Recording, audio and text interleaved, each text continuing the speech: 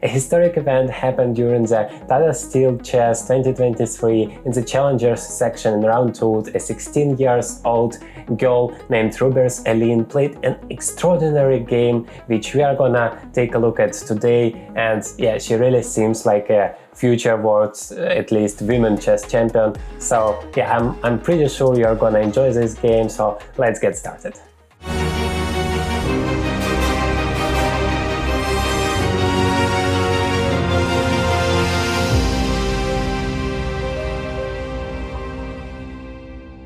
Eline played this game as white against a very strong grandmaster Erwin L'Ami from Netherlands, and the game started with e4, e5. Eline played as white, knight f3, knight c6, bishop b5, the ruler Lopez, a6, bishop goes to a4, knight f6, the main line, nothing special here yet, castles, bishop goes to e7, rook e1, b5, bishop b3.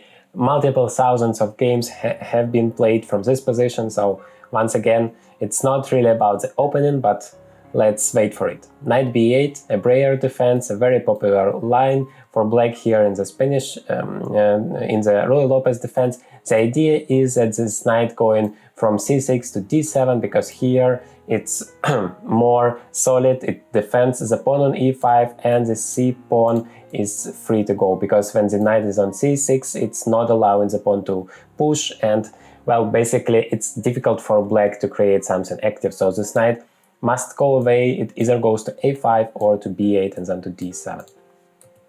Knight d2, white just continues the development, and this knight not only goes to d2 but then to f1, and then it has some potential good squares and eventually goes to some active squares on the board. So knight goes to f1 and then to g3, bishop goes to f8, bishop to c2. So potentially white is preparing for some active events on the king side and in the center.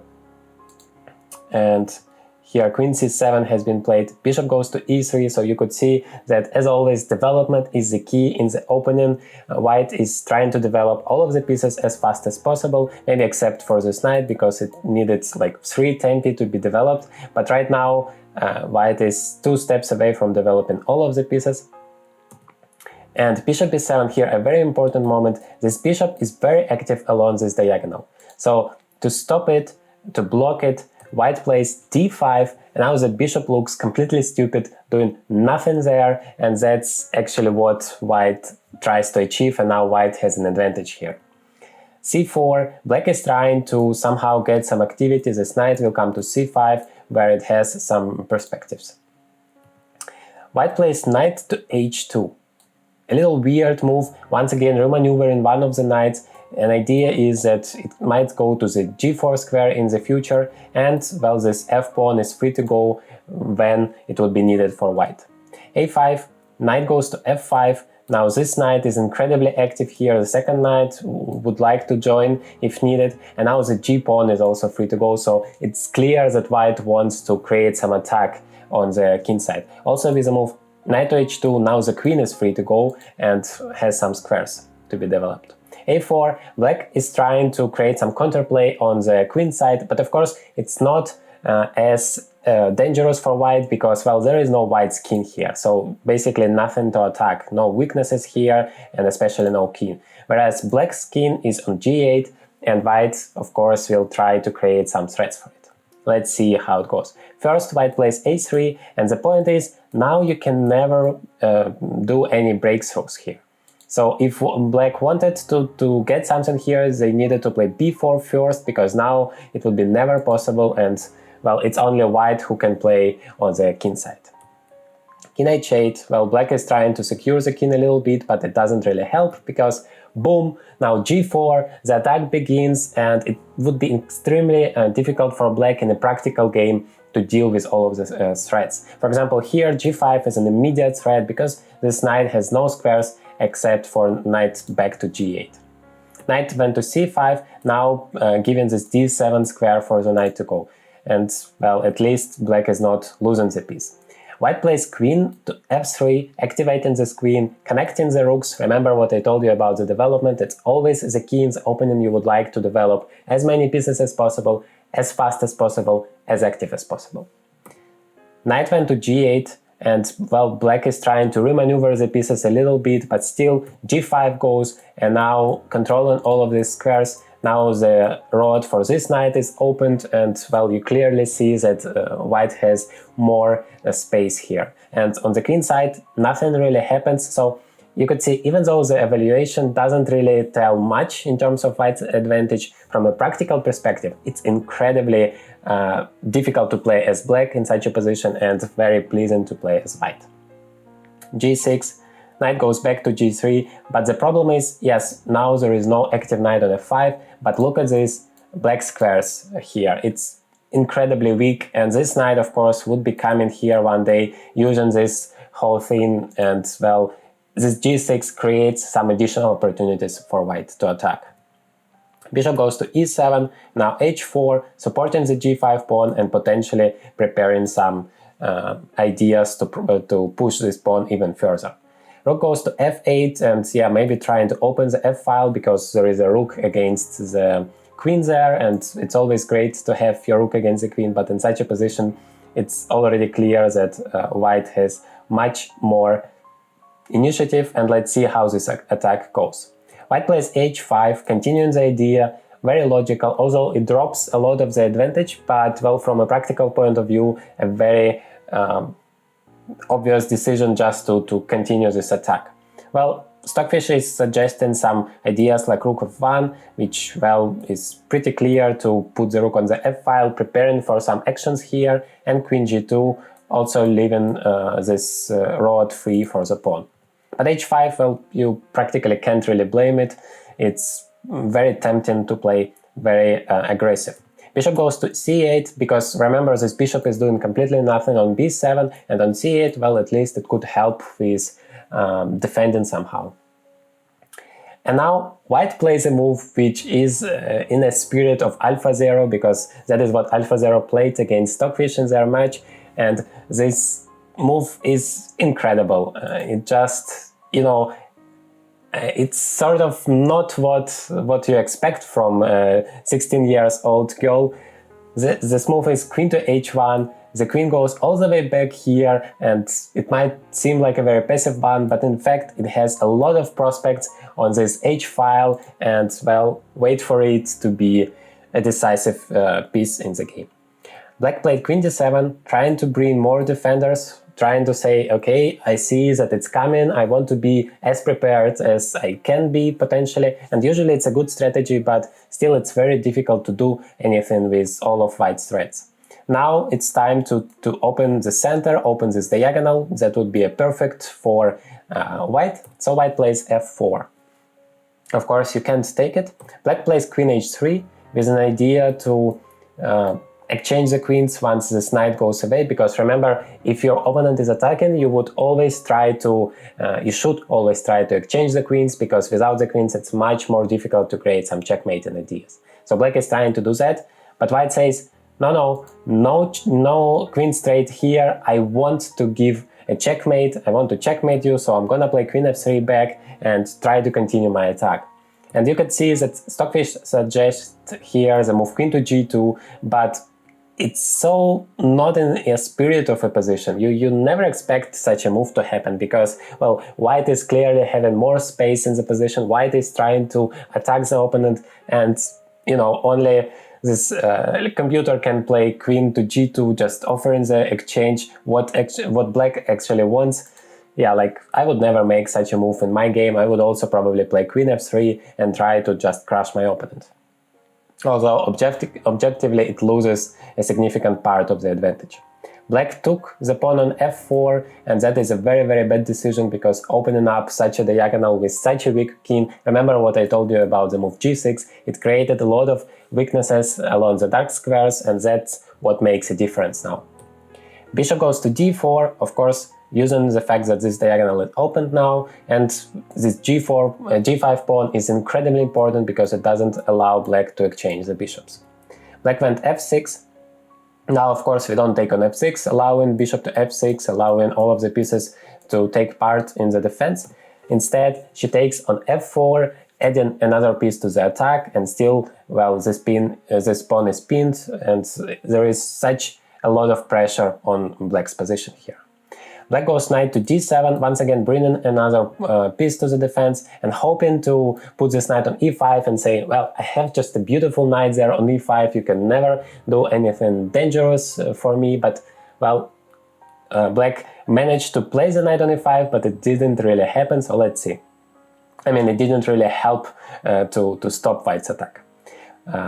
Rook goes to e3, creating an incredible amount of some discover attacks, mainly knight to f5, and the knight would be just a monster here. And also the rook doesn't, I mean the queen on h3 doesn't really have a lot of good squares to go. So it's very dangerous, and knight goes to f5, like I mentioned, and now, well, look at this queen, where should it go? h5 is the only possible way to save the queen, so queen takes h5. Now knight takes e7, and at first you would take a look at this move and say, well, it doesn't make any sense, this knight on f5 is so beautiful and the bishop on e7 is so passive, why would I ever exchange this knight for a bishop? But the point is, this bishop is an incredibly important defender for black, so white eliminates this defender and then it would be much simpler to attack. For example, this f6 pawn wouldn't have enough defenders afterwards. Knight takes e7 and now g takes f, and the knight doesn't have that much of support anymore, and of course we are taking this pawn on f6 back, and well, now we are still continuing our attack, and white pieces are extremely active, everybody except for this rook taking part in the attack. g5, black is trying to create some counter threats, trying to be active, create some squares for the knights to go, and well, still hoping to somehow survive this attack. But now an incredible move happens, a queen sacrifice, and well, it makes the beauty of this game. Bishop takes e5, and the point is, you can't really take this queen because, well, it happened on the board, but the point is, now we take the knight, king goes to g8, and white just picks all of the material, all of the pieces, and then has a decisive material advantage. But if you don't have the queen, well, you can take the bishop back, but then we take back, and this queen is still incredibly dangerous. As the knight goes to g6, just queen back, and look at those three connected passers, they are just gonna destroy black's position. I mean, this pawn just goes, this one as well, and then, well, it's gonna be like three queens for white here, and checkmate is coming, so it's never possible to fight here as black. So black took this queen on f4, but now f takes e, king goes to g8, e takes f, we are promoting a queen, well, we are taking everything. Now both of those pawns would fall, let's see how it happens, bishop takes d6, king goes to e8, and bishop takes f4.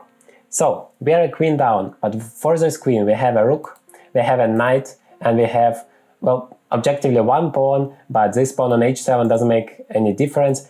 Important is we have two connected passers here, and that's making sure that white has a decisive advantage. But it wasn't that simple. Watch till the end of the game.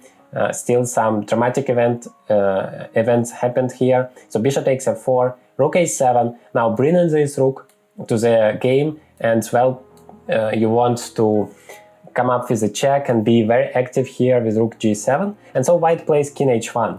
It seems like a very logical move. I mean, your king is standing on the open file, the rook is coming, so why not to put it back and just enjoy your safety. But actually, this move blunders the whole advantage away. And well, it's in such a position, it's so difficult to play against the computer because, well, just one mistake, seemingly very logical move, just, yeah, loses all of the advantage.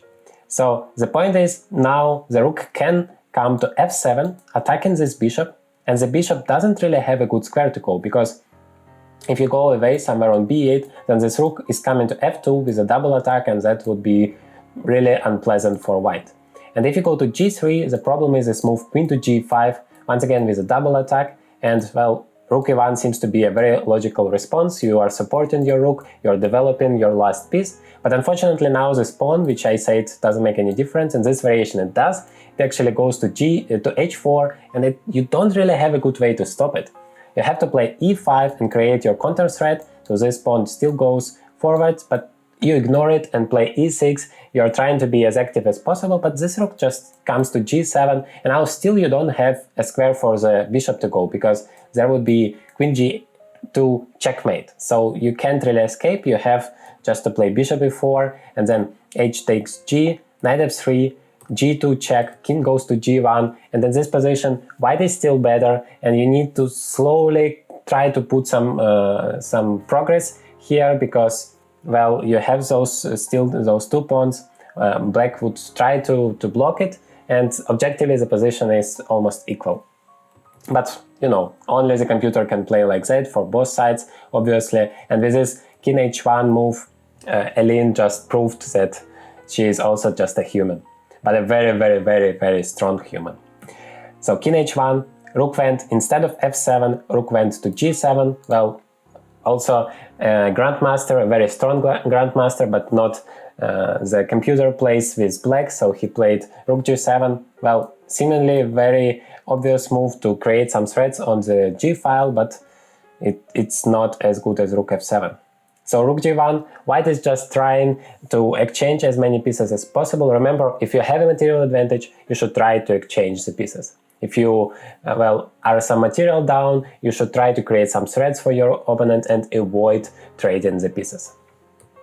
Rook takes g1, and now it's much simpler for white to deal with the threats comparing to the position where there are still rooks on the board.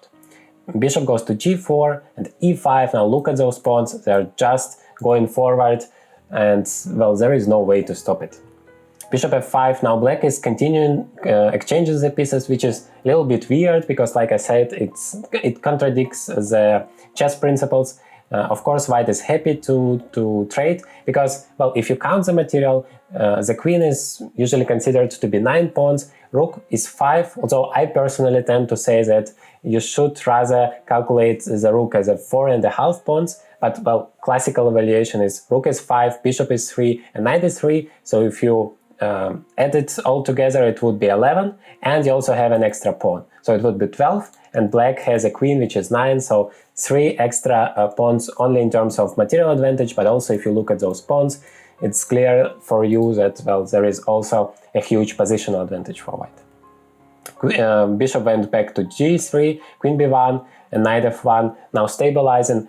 The knight protects everything, the king protects the knight, so there is no way to give a check, and those pawns are just unstoppable, so black resigned here. For example, if you take on b2, then, well, one of the pawns can go, it doesn't matter which one, e6, because, well, if you go with the e pawn, then your pawns are on the light squares, and your bishop, which is dark squares bishop, it controls all of the dark squares, so it's always better to put your pawns on a different squares, because if you play d6, well, here it doesn't matter, but imagine the king being on e6, it would be able to block all of the pawns, and then it would be a little bit more difficult to push it forward. But that way it's never possible to block it, because we always have some checks. But like I said, in this position all of the moves are working. For example, queen takes, you just go forward, and there is no way to stop d7, and then bishop h4, and those pawns would be promoted. So that is why black resigned, which concludes this incredible game. I hope you enjoyed it. Incredibly instructive, I would say, and how attacking you can be, and how tremendously strong the 16 years girl is, and, well, I predict her to be very, very high. She just crushes everybody, she gets an incredible amount of rating points, and, well, if you look at the difference, it's like almost 300 points difference, but it felt like, you know, she has 300 more rating points than her opponents, and vice versa. So once again, I hope you enjoyed this game. Hit the like button if you did, and subscribe to the channel to get even more educational and hopefully entertaining content, and see you in the next videos. Thank you very much for watching.